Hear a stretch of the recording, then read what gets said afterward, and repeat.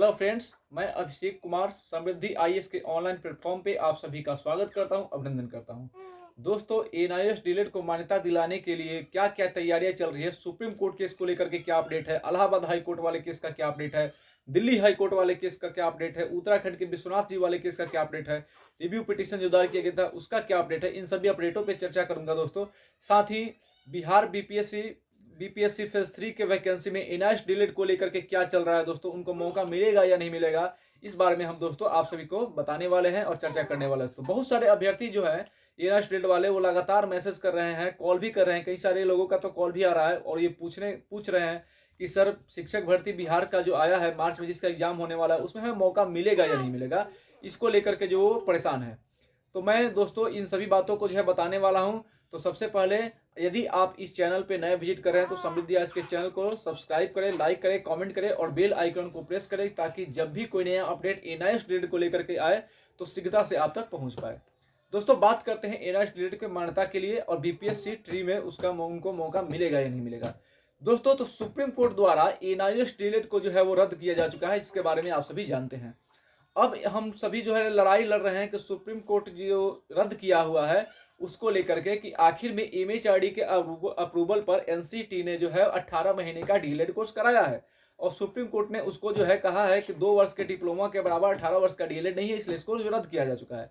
तो दोस्तों, हमारा पक्ष ये है कि जब एमएचआरडी के अप्रूवल पर एनसीटी ने कराया है तो इसमें हमारा क्या दोष है, जिसमें हमने आरटीआई के माध्यम से जो पूछा था, जब आरटीआई के माध्यम से पूछा था तो वहां से जो जवाब आया था, जवाब में ये कहा गया था कि एनसीटी जो है दोषी है, एनसीटी के लापरवाही के कारण ऐसा हो रहा है। एनसीटी जो है वो रूल रेगुलेशन गैजेट में जो रिकॉग्निशन लेटर है उसको गैजेट में प्रकाशित नहीं किया गया क्योंकि उसके रूल रेगुलेशन को एनसीटी ने फॉलो नहीं किया, जो कि आप सभी जानते हैं। तो दोषी तो एनसीटी हुआ, लेकिन इसका खामियाजा भुगतने का काम जो है 14 लाख अभ्यर्थी कर रहे हैं। दोस्तों, इसका खामियाजा ये है कि बिहार में अभी टीआरडी 3 का जो वैकेंसी आया है इसमें उनको मौका नहीं दिया जा रहा है। दोस्तों, आप सभी बहुत सारे लोग ये जानने का प्रयास कर रहे थे, हमें कॉल या मैसेज कर रहे थे कि हमें मौका नहीं मिलेगा। दोस्तों, मिलेगा कि नहीं मिलेगा? तो दोस्तों, बीपीएससी टीआरडी 3 का जो है नोटिफिकेशन आ गया है, उसका जो एडवर्टीजमेंट आया है उसमें दोस्तों ये क्लियर कर दिया गया है कि एनआईएएस डीएलएड को जो है इसमें फॉर्म भरने के लिए एलिजिबल नहीं माना गया है। दोस्तों, वहां पे लिखा गया है, नोट करके जो है उसके एडवर्टीजमेंट में लिखा गया है कि शिक्षा विभाग बिहार के पत्रांक 223 और दिनांक 7/12/2023 के आलोक में एनआईएएस द्वारा प्रदत्त 18 महीने के डीएलएड की उपाधि को मान्य नहीं किया जाएगा। तो इससे दोस्तों एनआईएएस डीएलएड के जो हमारे अभ्यर्थी है उनको जो है एक और निराशाजनक जो है सूचना मिली है कि बिहार में जो है शिक्षक भर्ती में उनको मौका नहीं दिया जा रहा है। दोस्तों, तो ये एक जो है बहुत बड़ी जो है वो निराशापूर्ण है, ये बहुत बड़ा डिसपॉइंट करने वाला जो है वो दोस्तों सूचना है हमारे 14 लाख अभ्यर्थियों को। तो इन 14 लाख अभ्यर्थी अब कहाँ जाएंगे, इसको लेकर के मान्यता लेने की अब हम लोगों ने ठाना है कि हमारे 14 लाख जो अभ्यर्थी है एनआईएएस डीएलएड के, इनको मान्यता दिलाना है और इनको मान्यता दिलाने के लिए न्यायपालिका के स्तर पर लड़ाई लड़ने की तैयारी हो रही है दोस्तों। और कई हाई कोर्ट में जो है वो केस दायर किया जा चुका है। दोस्तों, अभी आज से 2 दिन पहले जो है इलाहाबाद हाई कोर्ट में इसको लेकर के सुनवाई होनी थी। दोस्तों, इलाहाबाद हाई कोर्ट का जो केस था वो एनसीटी द्वारा रिकॉग्निशन लेटर जो दिया गया था उसको गैजेट में प्रकाशित न करने को लेकर के जो है दोस्तों केस किया गया है और उसमें जो है एनसीटी को, यूनियन ऑफ इंडिया को, एमएचआरडी को और एनआईएएस को दोस्तों जो है उसमें पार्टी बनाया गया है। तो यह एक बहुत इंपॉर्टेंट केस है जो इलाहाबाद हाई कोर्ट में दोस्तों दायर किया गया है, पहला केस। इससे हमें सभी को उम्मीद है। दूसरा केस जो है दोस्तों दिल्ली हाई कोर्ट में जो है वो दायर किया गया है। आपको पता है कि संसद में जब मुद्दा उठाया गया था एनआईएएस डीएलएड का तो वहां पे जो है घुमा फिरा करके जवाब दे दिया गया और ये बता दिया गया कि माननीय सुप्रीम कोर्ट के द्वारा जब इसको रद्द किया जा चुका है तो हम क्या कर सकते हैं।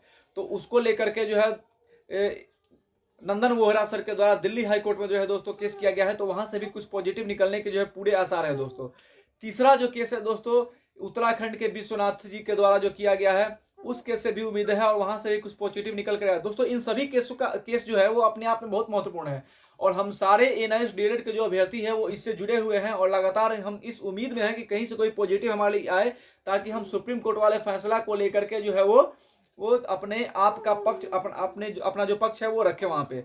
और चौथा जो केस है दोस्तों सुप्रीम कोर्ट में जो पप्पू सर के द्वारा रखने की तैयारी की जा रही है। दोस्तों, इसमें कई सारे मीटिंग हुए स्टूडेंट्स के साथ कि किसको पार्टी बना जाए, कैसे क्या किया जाए ताकि अपना पक्ष मजबूती के साथ सुप्रीम कोर्ट में रखा जाए। दोस्तों, तो इस केस की पूरी तैयारी की जा चुकी है और जल्द से जल्द 1 से 2 दिन में जो है पप्पू सर के माध्यम से जो है हमारी पूरी टीम जो है उनको सहयोग कर रही है और हमारी पूरी टीम जो है इसके लिए लड़ाई लड़ रही है कि जल्द से जल्द जो है वो एनआईएस डीएलएड को मान्यता मिले कि देश भर में कहीं भी शिक्षक भर्ती अगर हो तो उनको वहां पे जो है वो फॉर्म भरने के लिए एलिजिबल माना जाए और उनको जो है शिक्षक बनने का मौका मिले।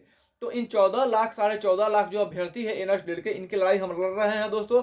और हमें पूरी आशा है, पूरी उम्मीद है कि न्यायपालिका से जो दोस्तों हमको न्याय मिलेगा और गवर्नमेंट से भी हम जो दोस्तों ये आग्रह करते हैं, गवर्नमेंट से भी हम मांग करते हैं कि जल्द से जल्द जो है वो एनआईएस डीएलएड के जो अभ्यर्थी है इनको मान्यता दे, क्योंकि ये 14 लाख अभ्यर्थी जो है वो एमएचआरडी के अप्रूवल पर, एनसीटी के कहने पर ही जो है रिकॉग्निशन लेटर निकाला गया, तभी जाकर के 18 महीने का जो ये कोर्स किया है। तो इसमें गलती क्या है, अभ्यर्थियों की गलती क्या है बताइए? अभ्यर्थी की तो कोई गलती है नहीं, गलती एनसीटी ने किया है। तो फिर 14.5 लाख जो कैंडिडेट हैं, 18 महीने का डीएलएड कोर्स इन्होंने किया है, इनको क्यों जो है वो खामियाजा भुगतना पड़ रहा है? खामियाजा भुगतना चाहिए तो एनसीटी को भुगतना चाहिए, एमएचआरडी को भुगतना चाहिए, लेकिन भुगत कौन रहा है? तो अभ्यर्थी भुगत रहे हैं। तो ये गलत चीज है। तो हम उम्मीद करते हैं कि हमारी न्यायपालिका जो है वो हमारे पक्ष को रखेगी। और सुप्रीम कोर्ट वाले केस से इसलिए भी उम्मीद है दोस्तों कि वहां पे कपिल सिब्बल सर को जो है वो एडवोकेट के तौर पे जो है शामिल करने की बात हो रही है और उनसे भी बड़े बड़े वकील को शामिल करने की बात हो रही है। तो जब ये सारे वकील अपने पक्ष को सुप्रीम कोर्ट में रखेंगे तो हमें पूरी उम्मीद है कि वहां से हमें न्याय मिलेगा दोस्तों। तो ये जो अपडेट था वो आज तक का था। इसके बाद अगर कोई अपडेट आता है तो जरूर जो है उसको आप सभी के साथ शेयर करेंगे। तो दोस्तों आप सभी जो है हमें समर्थन दीजिए कि हम एनआईएस डीएलएड को लेकर के जो लगातार आवाज उठाते रहे और एनआईएस डीएलएड को मान्यता दिलाने के लिए अपना प्रयास जारी रखें। धन्यवाद।